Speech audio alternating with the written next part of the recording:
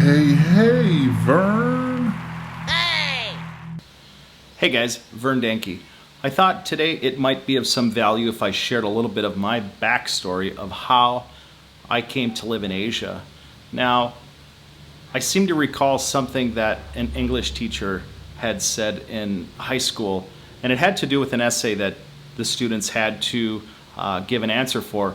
And the question was, we had to answer what the summer of our discontent meant. So we wrote it out, the summer of discontent. And what does that mean to you? And that was really odd for me because I thought, I'm not ever discontented in summer, maybe in winter, maybe in spring or some of the other different parts of the seasons, but summer was my favorite season and I love to be out in summer. So I didn't see a lot of discontent in that. But now as I look back, what made me move to Asia could be considered the summer of my life, the discontent through my summer season. And for me, that resonates now, which would be my answer to that question. So to know me, you have to kind of go back probably to the time when I was in grade school. My passion was old cars, and I would take the photos, the pictures from magazines, I'd tear them out and I'd plaster them up on my wall. So my wall looked like it was wallpapered with old car photos. To me, the old car represented an escape from being in a dysfunctional family, being in a family where my father was into drugs and he was the single parent raising my sister and I. For me, that was a goal, to have that freedom, to have a car, to just get the hell out of there. And what else that it represented was a simpler time. The older car represented a time that was simple, where people were friendly, people knew their neighbors, and it also represented the artistic beauty. It was an art expression. And so all three of those elements shaped who I became and where my biggest interests were. And once I was able to leave the house, the first thing I did is I started working these really small jobs. And once I got enough money, I put everything I had into having an old car. And to me, that was my escape. And since I wasn't popular in school, I thought, yeah, I'll show you all of the coolest car. If I can't be the coolest person, I'll at least have the coolest car. And that was my goal. That was my whole thing, to have a really cool ride. And I had many cool rides, but that was where my climb started. That's where I became interested in getting into the auto body business and starting my own business. So what started out as a hobby became a really strong passion, and that all also morphed into an obsession. There became a point where I wasn't just satisfied with one car. I had to have another car and another car, and kind of get high on that feeling of having something new that was exciting, something that appealed to me. And so that was what propelled me forward. There became a time when I restored one car and I was living in a house with three other guys. And one of the guys that lived in the basement, Dwayne, wanted to start his own auto body business. And Dwayne asked me, he said, would you like to help me start a business? It'll be your first experience if you're interested. And at the time I was restoring a 66 Thunderbird two-door Landau, and he saw how nice that turned out. And I was working in a garage with just tiny hand tools. That's all I had. I had an electric drill for a sander. I had a little square block, and that's pretty much all I used to block everything, in one longboard. And that was it. That was all I had for tools. He had borrowed me as welder so I could do some rust repair in the car. But that was it. I was pretty poor. I didn't have a shop. I didn't have any place to really work other than the garage that was at that rental house that the guys let me work in. So I fixed this car up so nice that I was offered a job. And I worked for the guy for, I believe, 2.5 years, and I gained my shop experience. I had enough experience that I could go out on my own. And once I went out, I found out there was a lot of politics in the industry. and I wasn't really into that. I just wanted to go somewhere, work hard, come home, and not be a part of the drinking, not be a part of the good old boy network. And what happened was I ended up working for myself because there were so many politics. So in about 1996, I started my own business, Danke Auto Body. And I had that business up until the end of 2015, so basically 2016. And for 20 years, I was putting out #1 show cars. I made the cars as nice as I could make them. And there became a time where I just wasn't able to climb any higher. Every show that the cars were entered in were taking first places for 20 years. There was only one show that I hadn't done, and that was, what was it? It was the Pebble Beach show down in California. All the other shows, the big name shows on the West Coast, my cars had been in and had placed. And I just didn't know the Pebble Beach crowd. And it would have been neat to have done one, but it wasn't like it was such a huge priority for me. So after a long time of doing the same thing and knowing that I couldn't climb any farther, I started to hit my summer of discontent. After going through a divorce and trying to hold on to my place, things started to come up in my mind where I was questioning things. Is this all there is? Is this the best I can do? Is this where the value in my life is? Am I happy? And maybe it's a midlife. Maybe it's reaching a point where you have to consider everything and realize that to go forward, it has to make sense. Otherwise, you're cheating or robbing yourself out of your own future. So when you have your own business, you work a lot. And I didn't tend to go out and drink and do all the stuff that a lot of people that were in my trade did. And I had a lot of time on my hands. So one of the things I did is I started to look into the overseas dating. And I had this catalog, and it had Russian women. And I thought, wow, these girls are beautiful. Girls in Ukraine, girls in Eastern Europe. And I thought, I'm going to chat one of these girls. And at one point, I started to chat a girl. And she just subtly asked me, she said, could you send me a little money for makeup? And I said, well, how much? And she said, I think it was $60. And I thought, I don't know this girl, but, well, I know girls like to look good. And I was probably 24, 25 years old at the time. And I thought, yeah, I could do that. I could do something nice. And so I went over to Western Union, and I went to send this money to this girl. And the gal at the Western Union said, you know what? I said, what? She said, this girl's getting money from all over the world. Are you sure you want to send money to this girl? And I thought, no, hell no. I don't want to send any money to this girl if she's going to scam me. So that kind of put the bricks on the European search. At that point, I gave up on the Russian girls. I'm like, I don't know. I don't know the people there. I've never been there. I kept hearing bad things. And at that point, that just really put a sour thing in my mouth of not even wanting to consider that as an option anymore. So quite a few years went by, I'd say about 10, 15 years, and then I would have friends that had met and even married girls from the Philippines. And they told me, hey, have you ever considered going to the Philippines? And so what I did is I had this catalog called Cherry Blossoms. And the crazy thing was they'd send you the catalog, you'd see somebody you liked, you'd write them a letter, you'd send the letter to them, and they would forward the letter. And so this process took 6 weeks one direction, and then another 6 weeks coming back.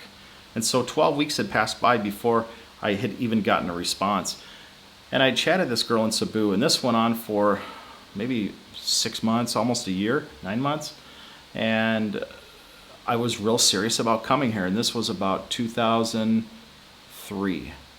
And at the time, it was expensive. I'd had my own business. I just bought a mobile home, and I thought, boy, I'm going to have to sell something to be able to go over there. So I told her I was going to sell one of my Pontiac Firebirds that I had.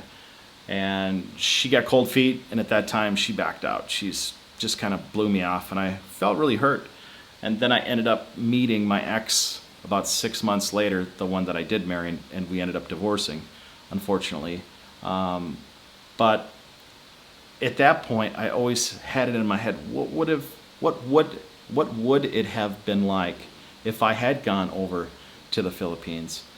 She seemed like a nice girl, and time went by, and I just kind of let go of the idea of that until I found more friends, and they came up with the same thing. Hey, you ought to go overseas. You ought to meet these girls. It even got crazy because I metal detect the ground for old coins, right? And I'm metal detecting this park. And I remember I found a couple coins, and where were they from? They're from the Philippines. And when I saw those coins, I just thought, something just stands out about these coins. It was speaking to me. It wasn't just some stupid coin. And so maybe there was a future for me to go there, but it just didn't happen at the right time when I was wanting it to happen.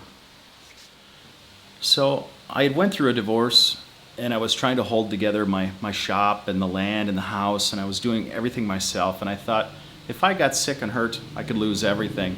And what's the value in that? I've worked so hard to get to that point. And I wasn't happy doing cars anymore. I could do them. I kept trying to make them nicer, but the reward for me it wasn't there anymore. To make really nice cars for people to just show off and go, hey, look at me, this is my cool car, it just wasn't there anymore. It was good for some people, but it wasn't a big deal for some of the other people that I did them for. So it was lacking for what I was getting out of it. I needed something to climb higher. I was getting more advanced in what I expected with my efforts that I was putting forth into my life and into other people's lives. Even if it's at work, I didn't do it just for money. I try to connect the two, the work and the money, my heart, my life, my passion. And after trying to hold everything together, it just got to the point where I said, I'm going to go visit the Philippines. I finally was able to have a point where I could take a little break. So I went over here, I took a week off, and I think just before that, some friends had given me a book for Christmas, How to Meet a Girl in the Philippines. And it talked about all the pitfalls, all the things to avoid.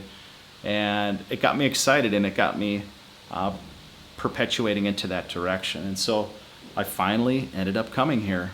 And I looked around, and it was quite a shock. It's not a first world by any means. But what I found was that the people were super, super friendly. And I felt more connection in 1 week than I had felt in a long time back home. And I knew that I could make this work if I wanted to. And that's what I did. When I went home, I started to miss the Philippines. And so I was just focused on getting rid of everything, selling everything, making myself available so that I could just leave. And so that's what I've done. I basically sold everything I had. I cut all my connections back there, and I've been here almost 4 years now total from the time that I sold all my stuff. And do I regret any of it? Not for a second. I wish I had done this sooner. One thing that I've found talking to people that are going through the process of selling their things, or they had just visited here, is when they get home, they feel like this is home and they haven't even spent any time here. One expat that lives close to me, he has to go back to the States, and he's been here maybe a year, less than a year, and the first thing he tells me is he doesn't want to go back home. And I kind of feel the same way, because to me, my heart's here. I connect to the people here. I connect to the differences. I connect to everything that I don't know. And I feel alive because of that. Everything's unexpected and everything's new for me. And it's like being a kid again. Waking up, going, wow, what's going to happen today? What can I do today? Where can I go? Back home, I was just trapped in working so hard to hold everything together. And I lost sight of doing fun things because everything came down to holding everything up. And the weight of what I had to hold up was so heavy, it wasn't enjoyable for me anymore, because it was just me. I didn't have any kids I was holding up. I didn't have a wife after time. And if you take on too much burden and you're by yourself, you'll find that it'll be too much. You can't hold it all. You can't contain the world forever. Something's going to break at some point, and I didn't want to lose what I had. So, yeah. You know, I was thinking back to my last big car show that I attended. It was the All British Field Meet in Portland, Oregon, and I had many, many cars there that I had done the body and paint that had taken first for a long time, probably even 20 years worth. And one guy, nice guy, we sat down and we were chatting, and he said to me, he says, I can't believe you're just going to walk away from all this. You're going to take your talent, your skill, and you're just going to stop doing it. He says, what a waste. He says, I wish I had your talent. And I said, you know what? I feel that I can put myself into other talents, other abilities, and if I don't do that, I'm going to cheat myself out of a future that I could have, of being able to explore possibility. I know what I've done before, and I can always go back to that, right? But there's no reward for me anymore doing the same thing, so why not try? And I didn't exactly say all that to him, but I knew inside that's what I needed to do. And since I've done that, I've learned to tutor Chinese kids English. I've taken on photography. I started my vlog. I did a printing business where I make fine art prints. And had I stayed in that same grinding on cars, I would have never had the time and the freedom to do what I do now. So I guess, why do I tell you all these things? Because I want you to evaluate your own life and find out, are you in the season of your discontent? Is there a discontent? Are you cheating out yourself of possibility of something that you dream to do with your life? Have you experienced anything outside of your own comfort zone? Have you ever been outside of your comfort zone? And if you think about those things and you can ask those questions honestly, then in the end, if someone asks you about the summer of your discontent, how will you answer that? Hey, hey, hey, hey, Vern.